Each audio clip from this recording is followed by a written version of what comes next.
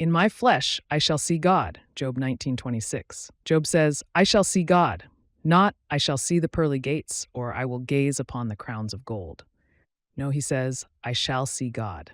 Today we enjoy seeing him in the means of grace, in his word, communion, and prayer, but in heaven we'll see him as he sees us, without the veil, without the dark glass, but face to face, 1 Corinthians 13:12, as he is, 1 John 3 verse 2.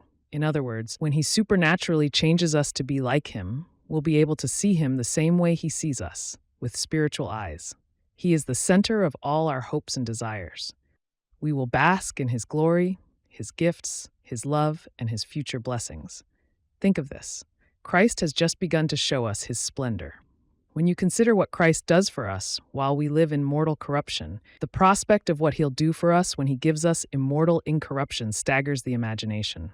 Eye has not seen, nor ear heard, nor have entered into the heart of man the things which God has prepared for those who love him. 1 Corinthians 2, verse 6. When the Apostle Paul was caught up to the third heaven, he heard inexpressible words, which it is not lawful for a man to utter. 2 Corinthians 12, 4-5. God gave him a thorn so he wouldn't exalt himself in the flesh.